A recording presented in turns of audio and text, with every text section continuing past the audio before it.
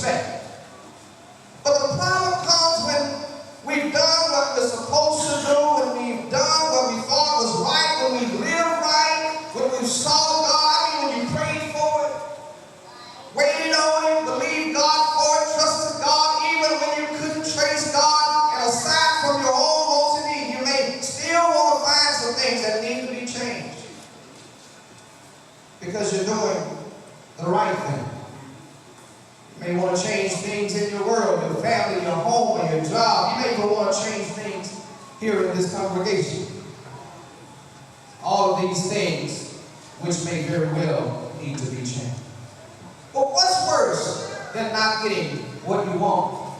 My son might say nothing could be worse than that. Some of you might say nothing could be worse than that. What's worse than waiting and waiting and waiting? Even worse than waiting and wanting to see a change and still waiting with no evidence of such a change is when things go contrary to our plans. Let me pause and encourage you. Remember the song from last week? Someone's on the verge of a blessing. You remember it yet? Something good is about to take place. Someone's on the verge of a miracle if you step out on your faith. Someone's on the verge of deliverance. This is the day you shall be set free. Someone's on the verge of a breakthrough. Just lift your hands and say, Lord, let it be me. With that same type show of hands, let me ask you, can anybody use a comeback? Our text shows us how we can answer the question, how can good come from some of the challenges that we face. It shows us how, with assurance, we can say that even in the midst of trouble, tests, and trials, that we may have, and what may have been intended for our evil, we can trust that God intends to use it for our good. See, that's what redemption is all about. Redemption is saving something from a decline, dilapidated or corrupted state and restoring it to a better condition. It's improving the state of something from an apparently irreversible decline. It's a comeback. Today we're going to look at the story of Joseph. I hope you have some time. Who was just 17 according to our text. And he changed his world. He was a very confident young man, and his brothers hated him because they thought he was flawed and self-centered. The text says, now Israel loved Joseph more than any of his other sons because he had been born in his old age. When his brothers saw that their father loved them more than any of them, that he was his father's favorite child, they hated him and couldn't speak any kind words to him. See, Joseph knew that he was destined to be a leader. He was destined to be somebody. I wonder if there's anybody in front of me today that's destined to be somebody. But God had a lot of work to do in his life before he'd be ready to lead God's people. Reverend Bet, I wish some folks whose time hadn't come yet to hear this. Joseph had come from a troubled culture. He came from a family full of deceit and lies. A family full of secrets, deception, manipulation, full of favoritism and jealousies, and full of anger and violence. I think that about covers it. In the first few verses of our text, we see this young man of our text tending the flocks with his brothers. And Joseph brought his father a bad report about his brothers. We see that Joseph had a symbolic dream of his brothers bowing down to him. I don't know about you, but you tell some folks that's close to you that you're going to bow down. And see don't they look at you funny. And then elsewhere he had another dream of the sun, the moon, and the stars bowing down to him as well. Now here's where he messed up, brother. He told his family about his dream. His brothers hated him even the more, and his father rebuked him. The story goes on to reveal that once when his brothers were out tending the flock afar off, Jacob sent Joseph to search for his brothers and find out how they were doing. In verse 18, they saw him in the distance, and before he reached him, they plotted to kill him. In verse 19, they say, here comes that dreamer. In verse 20, they say, let's kill him and throw him into these cisterns, into this pit. They say, let's throw him into the pit and say that a wild animal ate him. Then we'll see what comes of his dreams. Some folks are waiting on you to to leave so they can see what comes of your dream. Oh, the oldest brother Reuben knew that this was wrong. Somebody ought to know it's wrong. But he also knew his brothers wouldn't listen to him, so he secretly planned to rescue his little brother. Reuben said, let's not take his life. Don't shed any blood. Throw him into this dry tank in the desert, but don't hurt him. And that's what they did. They took off Joseph's robe, they threw him into the pit, they sat down to eat possibly and probably discussing what to do next. At that moment, a caravan appeared, and Judah got an idea. Without telling his older brother, they decided, let's not kill Joseph, but let's sell him into slavery. I wish you could see this and see what's really going on. But Reuben got back and he was upset because he couldn't find Joseph. He thought they'd killed him. He cried out, where can I turn? So Barely, I wonder if there's anybody here today who's ever wondered what to do because you didn't know what to do. I wonder if there's anybody here who's ever had to ask, where can I turn? The question is woven through these Old Testament stories of so many families, maybe some that we know today, and where we're asking, where can we turn? These ancient people are learning that there's only one place that they can turn in the times of need. There's only one place that they can put their trust, and it's in God, their Redeemer. Even though the enemy may have planned to do evil, still God had a plan to do good. Let me press my way, because I got a long way to go before I get to the end. Joseph's brothers did as promised, and they sold and killed the goat and put blood on it, put blood on his robe, and told his father that the wild animal had killed him, so they wouldn't be blamed. It's ironic. This is what we would perhaps call a generational curse. But it's ironic because their fathers, years before, had killed two goats to deceive his own father into giving him the blessings of his brother Esau. Oh, you ought to read Genesis, there's some good stuff in there. Now his own sons are doing the same thing. He mourns his beloved son, not knowing that Joseph had become a slave to the officials of the king of Egypt. In the midst of a very troubling family where everybody practiced deceit, Joseph's brothers had planned to do evil. But check this out, in chapter 39, verses 2 through 6, the Lord was with Joseph and he prospered.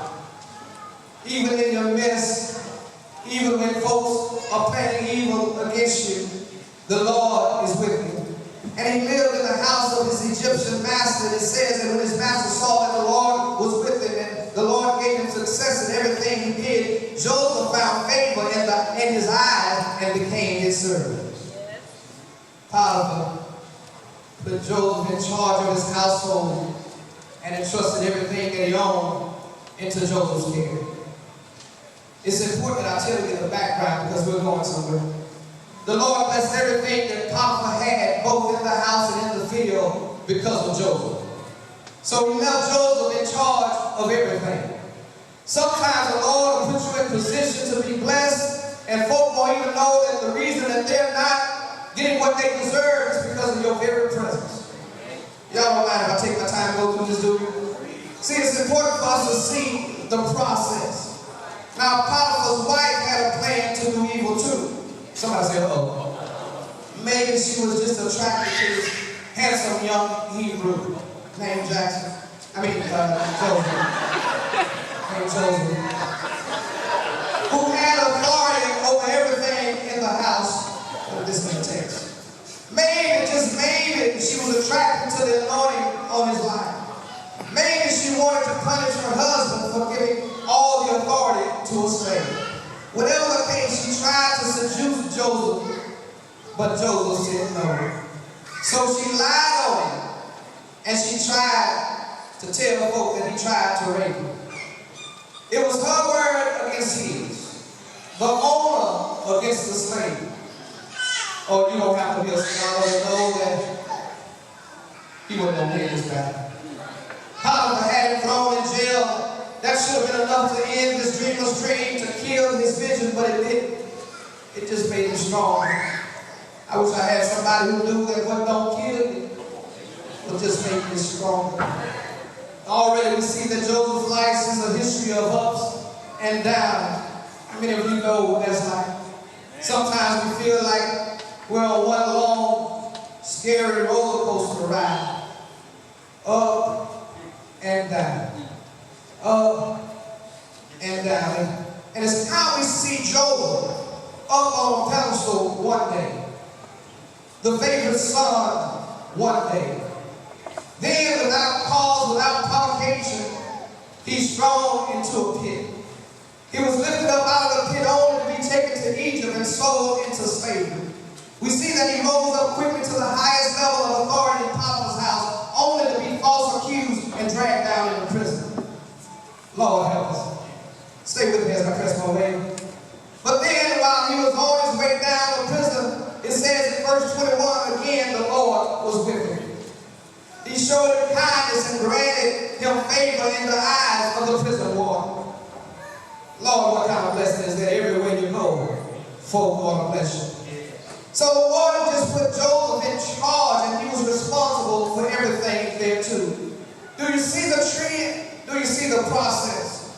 The warden didn't worry about anything that Joseph was in charge of because the Lord was with him and gave him success in all he did. I told you what don't kill you, but just make you stronger. God was using all of these experiences, all of these trials, all of these tests to prepare Joseph to change him so he could change his world. I wish you were hearing this in the spirit. Joseph knew he was destined to be a leader, but first he had to become a servant to the servants in the prison. Watch this, two servants of the king were there, the cupbearer and the baker. It's in the text, read it.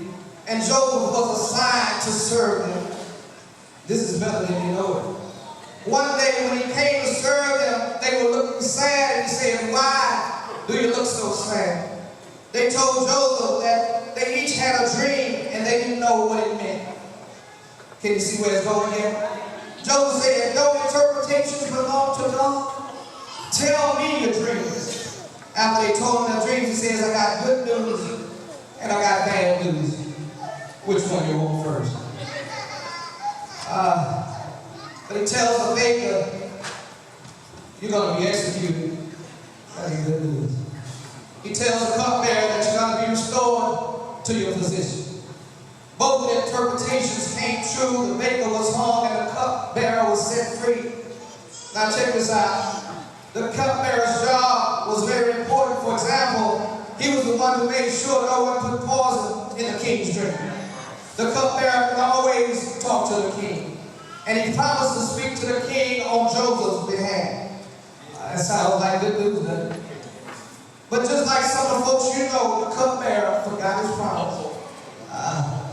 A year passed, and he still didn't remember. 2 years passed, and he still didn't remember.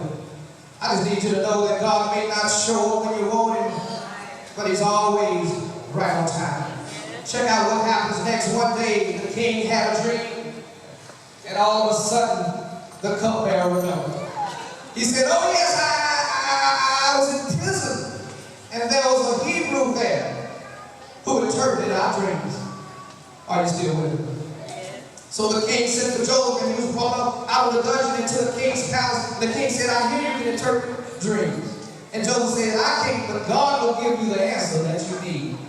Wherever he was, no matter what he was doing, no matter who he was serving, Joseph always remembered the one who he was really serving. He never got so high, and he never got so low that he didn't remember who he belonged to. He interpreted the king's dream, and there would be 7 years of abundance in Egypt, is what he told him. He said it would be followed by 7 years of famine. Go on to Genesis 41, the king looked for a discerning and wise man to put in charge of the land, having heard the interpretation. Watch this, the king asked, "Can we find anyone like this man? One who has the Spirit of God." So the king told Joseph, "Since God has informed you of all of this, there's no one so discerning and as wise as you are. So you'll be in charge of my palace, and all the people are to submit to your orders." He said, "I hereby put you in charge of the whole land of Egypt." He took him and he took his ring and he put it on his finger and he dressed him in a robe. Did you see what just happened? They stripped his robe earlier, but now he's got the king's robe on. And then he put a gold chain around his neck. And he made him ride in a chariot as his second in command. And men shouted, "Make way," as as we say in the army, make a hole and make it wide. And in verse 44, the king said to Joseph, I'm Pharaoh, but without your word, no one will lift hand or foot. And Joseph, now 30 years old, was put in charge of all of Egypt. He stored up all the food that would eventually save the lives of Egypt, all the surrounding countries, including his own family, as well as his brothers who sold him into slavery. When the years of famine came, the whole region knew that the only place was for food was Egypt. And Joseph's brothers came back. I remember when I was a boy, my dad left and I'd get mad that he was gone. My mom would always say, baby, he gonna need us before we need him. And I just came to tell you here, we see Joseph's brothers came begging for food. They never imagined that. They didn't know that the Egyptian ruler in charge of the food was their own brother. Then they cried out, but Joseph told them, don't be distressed, because you sold me here, for God sent me before you to save life. And they brought their father Jacob to Egypt along with the rest of the family, and Joseph gave them food and land. Y'all don't mind if I tell the whole story, do you? I hate to cut it short right here. When their father died in Egypt, Joseph's brothers got scared. They thought, what if Joseph holds a grudge against us and pays us back for all the wrong? You got to take the high ground, that's all I'm going to tell you. So they sent word to Joseph saying, your father left these instructions before he died. They lied and said, I ask for your forgiveness. I ask you to forgive your brothers, the sins and the wrongs they committed against treating you so bad. When their message came, Joseph wept. His brothers came and they threw themselves down before him and said, we are your slaves. But Joseph said, don't be afraid, am I in the place of God? You intended to harm me, but God intended it for my good. You've been patient, and I just want to tell you that I'm almost halfway. But I want to ask you to be patient just a little while longer, because we can learn a few things from this verse. First of all, we have to have a purpose. In the end, Joseph's family bowed down to him. He knew they would way back when he was 17 years old. What he didn't know was that he wasn't ready for it. He didn't know how long it would take. He didn't know it would take 13 years. He didn't know how many ups and downs he'd have to do. He couldn't have known how to rule until he had been a servant. He couldn't have known how to be free until he had been a prisoner. He couldn't change his world until God changed him. He couldn't change the world until God took time to change him. He had a purpose, and we got to have one too. Secondly, we have to have a plan. This is almost synonymous with having a purpose, because your plan should be lined up with your purpose. You have to have a plan, because like Joseph's brothers and Potiphar's wife, folks will have plans for you. Plans to do evil against you. Plans not to support you. Plans to cause your harm. There are folks who don't have the best interests at heart. There are first sergeants and commanders and squad leaders and platoon leaders who may not have the best interests at heart. We have to have a purpose, and we have to have a plan. Then lastly, you have to have patience. It may not seem like it right now. It may seem to be taking a lifetime, but you need to know that there's a vision inside of you. There's a purpose inside of you. There's a dream planted in you, and it's coming to fruition. There's a dream of miracles and power of God that's about to be fulfilled. Somebody spent time pursuing their dream and woke up this morning saying, there's got to be more than this. Let me remind you of one of my favorite passages. It says in James 1:2-3 that when you fall into divers temptation, count it all joy, knowing that these trying of your faith works patience. And there are some Josephs here today. I need you to know that we got to have patience. I realize it might not be easy, but don't stop dreaming. Sure, your dreams may lead you to a pit, and your pit may lead you to poverty. And Potiphar may lead you to prison, but prison will lead you to a palace. And the palace will lead you to a position of power and authority. And that position will lead you to provision. And that provision will lead you to perseverance. And not only of people, but of the promises of God. Somebody here today needs a comeback. Anybody need a comeback? Somebody needs things to turn around. And somebody needs to keep on dreaming. Somebody needs to dare to live the dream. There's a dream to reach out kids. There's a dream to feel the sanctuary. There's a dream that's calling and saying you can make it. You're better than your circumstances. There's a dream that you can receive the Holy Ghost. There's a dream out there that men and women can take the reins and lead in prayer and in praise. There's some things you're expecting. Some personal dreams in this house. And with somebody here today that's waiting on to come back. I came to tell you that God has not given up on you. Don't quit dreaming. Keep on dreaming. My brothers, keep on dreaming. My sister, I know what the devil said. I know what the haters said. I know what the bullies said. I know that you can do better than what you've done before. I know you want things to be better. I know you want to be better in your health. I know you want your family safe. I know you want your kids to do well. I know you want your marriage to work. I know you want your finances to happen. I know you're tired of your money being funny and your change being strapped. I know you want things to turn around. You'll stop believing the report of the devil. Don't stop dreaming. Somebody say it's time for a comeback. It might not seem like it right now, but things will get better. I heard the songwriter say, I got a feeling that everything's gonna be alright. And I came to tell you it's time for a comeback. It's rally time. Anybody need a rally time? Well, let me pause on to tell you about something that happens in baseball. See, in baseball, somewhere around the ninth inning or so, the players and the fans begin to wheel the team. They say it's time for a rally time. Usually it happens late in the game. It seems like the team is losing. It seems like there is no hope. They believe that it's rally time. And they believe if they would just sacrifice a small amount of their dignity for the sake of the team, what they do is they take their what's seen normal. They take their cap and they turn it inside out. And they put it on all the way. And I believe what they're trying to say is sometimes you got to do something different in order to get something you never had before. You got to forget about yourself and look to God. You got to stop thinking about what you're doing. Believe in the rule of the Lord. I believe today we need a rally. I believe we can use a come from the high rally. I believe we need to wait on some things rally. Waiting on some things to happen in our favor kind of rally.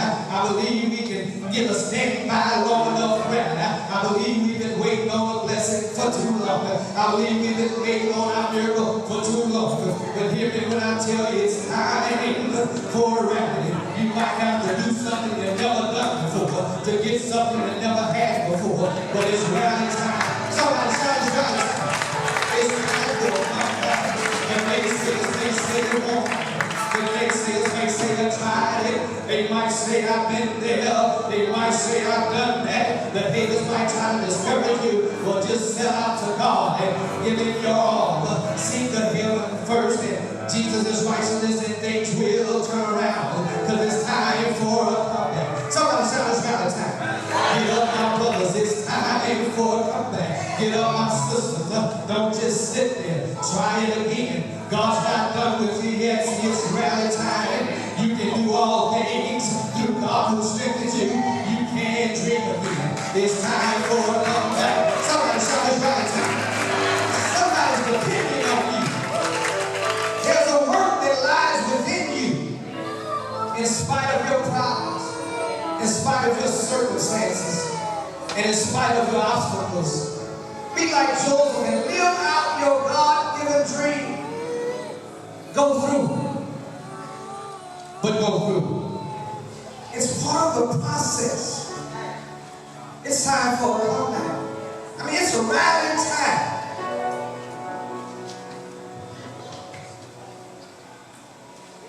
Might not be easy. But after you decided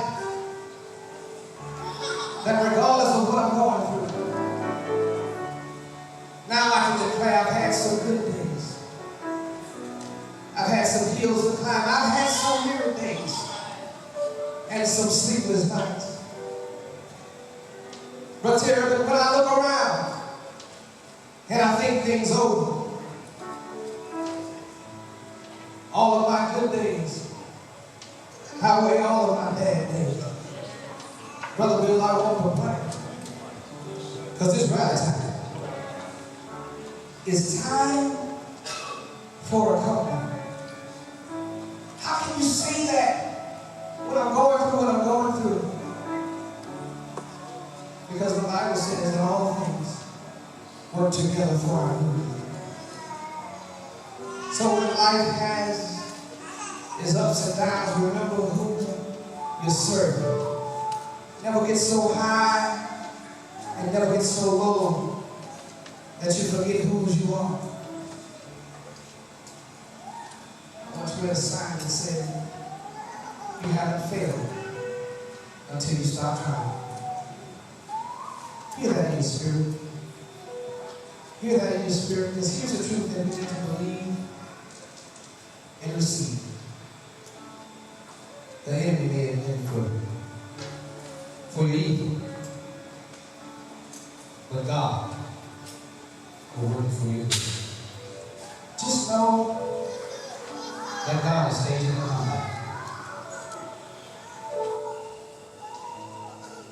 And regardless of what it seems like today, look at Joseph's story. See, like every time he got ahead, someone was knocking back. Then God would show faith. Someone would knock me back. I don't know about you, but I began to think, well, I don't know how much of this I can take. I don't know if I'm willing to try it again. Because I'm in the same place and I know what happens when I get here. I almost want to just step back myself. Because every time I make progress, I seem to get knocked back down.